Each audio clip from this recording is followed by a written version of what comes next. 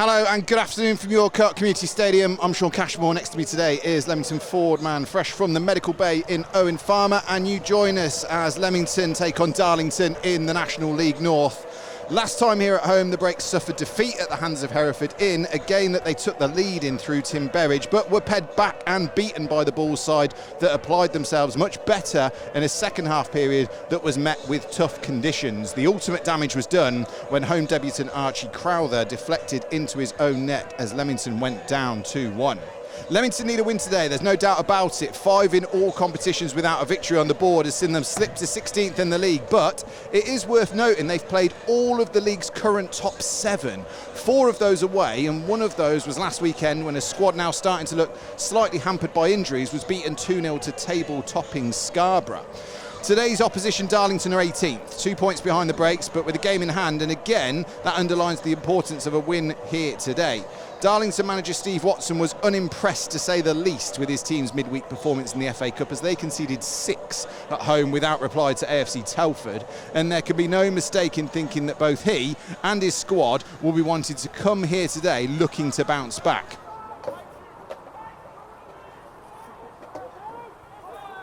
Here at your Community Stadium, it's Leamington against Darlington, and it's Crowther at the back. Crowther plays it into his own man, makes a bit of a mess of it, and then it's just going to be headed down to his own feet by the Leamington debutant Dylan Mitchell. Over the top for Leamington to chase in towards the edge of the area. He's going to have a drive from all of 20 yards is Louis Rose, but that's his first shot on target for the Breaks, and he made a bit of space for him well. Evans will have the free kick on halfway. Paul Holleran is just telling him to wait. The referee Noonan is arm raised, now ready for him to take it. So Evans again delivers towards Burton. Burton climbs but doesn't win it ahead of Griffiths. Back towards Crowther, who tried to chip one in again. Evans is going to have to put his boot through it as Darlington press towards halfway. Shaw does well to hold it up on the left-hand side and invites Burton forward. Burton all the way to the edge of the area. Burton rides one challenge, 2 challenge over the top of the bar. Really good feet from D'Amico. Burton again though. Leamington works it into a dangerous area, but Burton took the initiative, rode the first challenge into the 18-yard box. He went. The challenge came in on him. You thought he might go down, but he rode it again. But his strike, a couple of yards over the top of the crossbar. Yeah, I thought he was going to go down for a sec there. Wouldn't have been surprised if he had it done. That's what happens if you go a bit longer and you pick the second balls up in front. You get opportunities like that. Lovely stuff. Are you saying you would have gone down in that instance? Is that what you're trying to imply? If I hadn't have done it, I definitely got told off for that.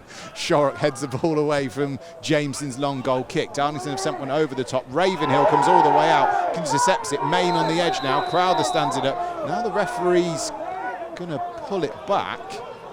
And it looked like a 50-50 to me. Leamington are also frustrated because they feel that there was an offside over on the far side. Now, Ravenhill's finding himself in the book. It was a little bit of a clumsy challenge, but from our angle on initial viewing, Ravenhill come just half a yard outside of his penalty area, seemed to get a touch on the ball, but the referee's saying that he's come through the back of the player first. It's going to be a yellow card and a free kick right on the edge of the area. Your thoughts, Owen? Yeah, a little bit clumsy. I think some of the fans are questioning whether it was an offside in the first place, to be fair. Half an hour gone, Owen. What are your thoughts, or what will Paul Holleran's thoughts be, do you think, so at this stage into the game? I think he'll be happy. I think he'll be very happy, but we've got to be careful we don't find ourselves going in 1-0 down, because we have been the better team. So if we keep it like it is, I think he'll be happy. Flicked on by Main, really good flick on as well, and here comes Maskell. Maskell just trying to stand up Evans onto his right shoulder, chips one in towards the penalty area. Burton stooped and headed one away, but only as far as that man McGowan again. McGowan out towards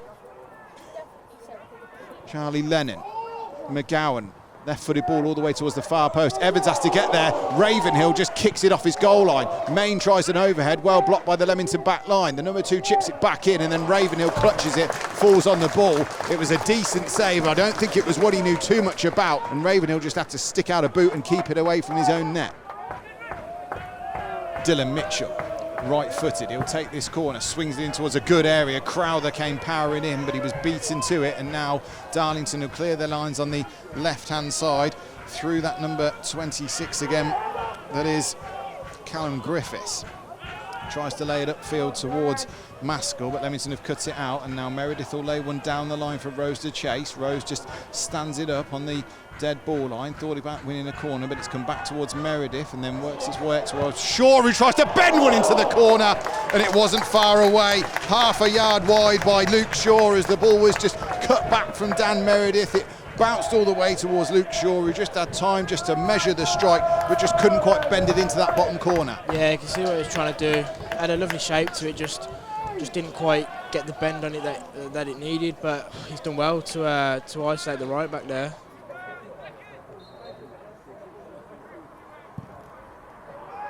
Goes long up towards Ewan Williams. Half wins the flick on. Shorrock helps it on towards Rose, but again the Darlington back line measure it well. Crowther, though, does well to read it in front of Cedric Main. Clears it. Only as far as Darlington, who play it into the path of Maskell, who again holds it up well. And now they'll try and chip one over the channel with Archie Crowther. Cedric Main is going to see if he can get in front of him, and does get in front of him. Main holds it up well on that left-hand side. Crowther comes in with a sweeping challenge, but again they can't clear their lines far enough. Maskell, Main snapshot on the edge, cleared away as by Evans, only as far as Shurrock. Shurrock drops his shoulder in a dangerous area. That one will do well to go out on the far side. Doesn't. In towards Maskell. Maskell sends it goalwards. Brilliant save by Ravenhill. Got a big glove to it. Leamington played themselves into a bit of trouble down that left-hand side. The ball didn't go out. It was worked into Maskell inside the 18-yard box. He had time to turn, and in the end it was a decent stop from Ravenhill to keep the game goalless. Yeah, Masters have our own downfall a bit there, but that's what we need him for, to help us out when we're in a situation like that. The Harbury Lane end of Leamington fans in good voice, trying to be the 12th man. Evans with the throw in over on the far side, in towards the near post area again. Just falls down towards a Darlington shirt, and they'll clear it left-footed, but only as far as Mitchell, who tidies it up, and then outside of the boot just spreads it towards the captain Walker. Shaw now. Shaw assesses his options, comes back in field towards Mitchell. Mitchell thought about the cross from deep, decides against it, works it back towards Evans on halfway. Evans sells Meredith a little bit short. Meredith now drips in field in towards Williams on the edge. Walker, lovely ball out towards Shaw on the left-hand side. Edge of the 18-yard box. Shaw stands up his man, thinks about the right-footed cross. Instead has a right-footed shot that just bounced up at keeper Jameson, and then had to scoop it out of the air. I think it just bobbled up at him almost from a little divot inside the 6-yard box, but it certainly caused a bit of panic and a bit of excitement for the fans behind the goal. But in the end, Jameson tidied things up, bowls it to his own feet and sends it long up towards Maskell. Maskell just bullies Burton out of it and then sends a great ball in towards the 18-yard box. What a fabulous save after an effort from Charlie Lennon from Rogan Ravenhill. One-on-one, Lennon bearing down on goal. He has to hit the back of the net, and somehow Ravenhill has thrown a glove at it, and it's just kissed the top of the crossbar and gone behind from a corner. Somehow the game stays goalless. That is unbelievable. What a save. Unbelievable from the Leamington shot stopper, Rogan Ravenhill. Owen Farmer in a little bit of disbelief next to me. The tall and commanding presence that the young keeper Ravenhill possesses, he's certainly got the reflexes as well, and what a save to keep this game goalless. So we wait for the free kick on the left-hand side. Worked in from a deep angle, flat towards the edge of the 18-yard box, headed down by Maskell. Evans just shoulders his man out of it and then works it down the line for Shaw, but it was again well shepherded by Headley. Evans steps in again, tries to send it forward to Lynn, headed away by the Darlington back line, tidied up by Williams. Plenty of space for Berridge on the right-hand side, and he's been picked out by Adam Walker. Forward comes Berridge into the 18-yard box, across the face of goal, and Shaw just couldn't quite touch it in.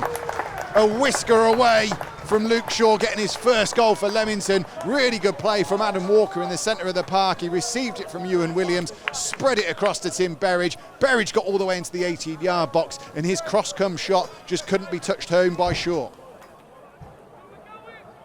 So Barrow using all his experience, and he's going to take this long throw in towards the Leamington penalty area. Flicked goalwards in towards Cedric Main, stab goalwards, falls towards the feet of a Darlington man, and I think it's Maskell who's turned it home. It was a long throw in towards the Leamington penalty area. Leamington couldn't clear their lines. It ricocheted around, and then it just fell down to the feet of Maskell, and he's fired it in towards the back of the net. Ravenhill was never keeping that one out. It's Leamington 0, Darlington 1. 86 minutes on the clock.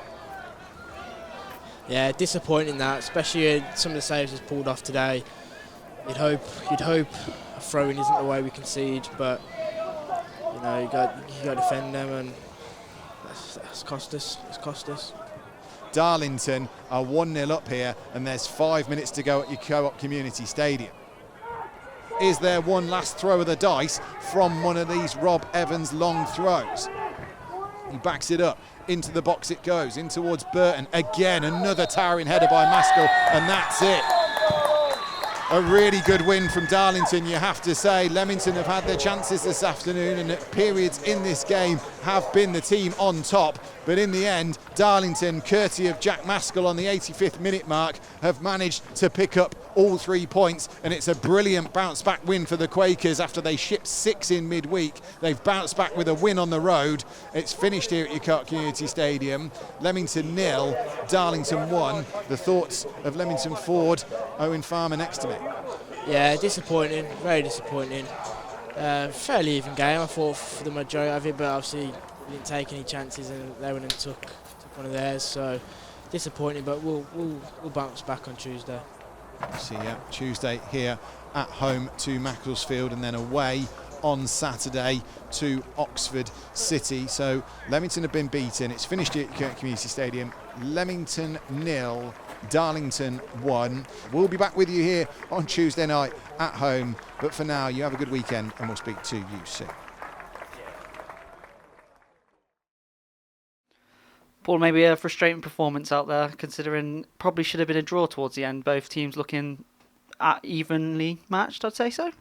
Yeah, I'll probably I'll turn around to the boys on the bench after about 75, 80 and just sort of, I thought it was the best we'd been for a number of weeks. Second half, got some decent control in the game. Didn't really open up the clear cut. It wasn't a game, there weren't many clear cut chances, but we had good territory. We recycled the ball well, mixed the game up well. I thought the two new boys did really well. You know, D'Amico did well on this left hand side, linking up with Shaun. Dan was getting forward. So at that moment in time, you know, you're thinking, you know, this is positive. Shaw's chance. Bez's one has gone across the box. A couple of set plays, and you think, could we nick it 1-0? I thought we looked the more likely at that moment. And I think what's really different. Listen, they were certainly a threat on the turnover, because obviously it was quite a narrow attacking team they played. We did get caught a couple of times with that, but I think the real disappointing thing is if you look at the last two home games and today example, so we've not zoned the area properly. You know, we haven't. You know, we haven't. We know what we need to do when we're looking around, and we are lacking that kind of leadership at the moment. You know, whether you go back to the Hereford goals there, and it's a sloppy decision for the penalty. It's a poor goal up there. That one today's got to be dealt with on the first phase. Bit like the same, how many balls have we put into their near post area? You know, and they've dealt with, and we've got to be able to do that, and to not get it zoned properly is criminal, and we haven't got paying the price there, because once, if you can, as you know on set play, if you can get the first touch and you can create a second and third phase, we've done it many a times ourselves, then you're in trouble, and that's what's happened. So from my point of view, I thought we started the game well. I thought Darlington came into it, but I thought second half, I thought that was the best we'd been for a while. Just probably lacking that cutting edge maybe. But again, a familiar pattern over the last month. I think if you look back at the goals we've conceded, there's certainly a large percentage are avoidable if structurally and aggressively we're better, and that's sort of a disappointing thing for us today. So that's something we've got to try and address, because you're at a level of football when you're not quite right, if you don't do things quite properly, there's people like Maskell who'll put the ball in the net, or last week at Scarborough, or the Hereford boy Campbell, they'll put the ball in the net. That's what you know. They've got good number 9s, and they'll punish you. And we've been punished for that mistake today. You know, I'm trying to stick to the fact that I did feel that it was probably. I've seen signs of us today that thought were encouraging. Some individual performances, collectively at times, probing. You know, and obviously that's something that we've got to sort of bring forward into Tuesday's game. but then obviously we've got to try and be harder to be beaten. You know, it's probably just been a little bit too easy last 3-4 games, whether it's Scarborough, Hereford. Today, you look back and think, you know, flat ball coming in your box, which is always easier for a defender.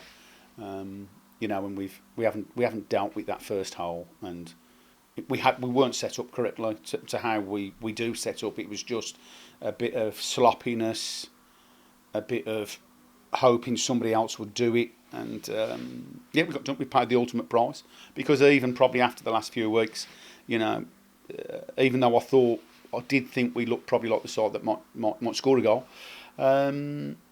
If it meant that we've all worked extremely hard today and there were some promising performances, you felt it was going in the right direction, and you keep a clean sheet and you get a point, it's 0-0. That's a step. That would have been a small step in the right direction for us. But it's now been shadowed by poor defending in the 87th minute, and it's probably been sort of something that's crept into our game the last month, 6 weeks. So we've got to try and find ways to redeem this problem. You know, and obviously I don't need to tell you, and you don't need to tell me, that the squad of players we've got at the moment isn't quite where it's been the last few years. Some youngsters, players stepping up from lower levels, and they're trying to learn on the job, and that's what we're trying to do. And but I could, you know, since tonight, I can see Archie Crowther, I can see with the games, you know, he's getting better. D'Amico, like yourself, I thought the midfield balance was quite good today. Louis Rose did well as well. Shaun and Shaun, lots of positive performances today. And I'm not one of these managers that's emotional and make rash decisions. It is what it is. And the facts are, I thought there was a lot of pluses today. I thought it was definitely a step in the right direction. But the fact is, we've conceded a goal that from a situation that could have been avoidable if us as a group would have done our jobs properly.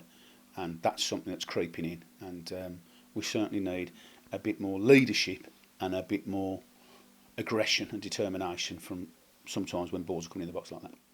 We had Owen Farmer on commentary today. He said he's going to be out for 8 to 10 weeks. But the two lads who have come in, Rose and Mitchell, both had good games today. What can the Leamington fans expect from them too?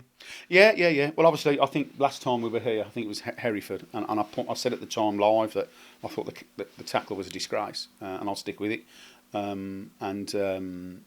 You know, for another player to come in late and lunge like that from behind, you know, and obviously the scans reveal that, you know, it's not an old injury, it's a new injury. So, you know, shocking, and I'm going to try and take it further if I can. So that's a blow for us. There's bits from the start of the season, you know, just on that forward line, you know, with losing Morrow long term and losing Owen long term, and I've already touched on, and I'm not one, I don't make excuses, I touched on that, you know, we're trying to put a new group together, quite a young group, and then you're losing two quite effective players out of it long term, which is not ideal. So then you're just trying to whatever.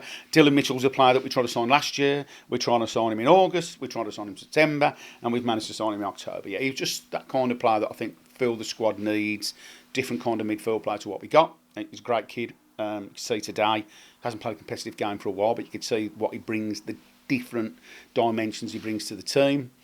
Louis is just a really good, honest, hard-working forward player, got a bit of quality, he can play off both flanks as well.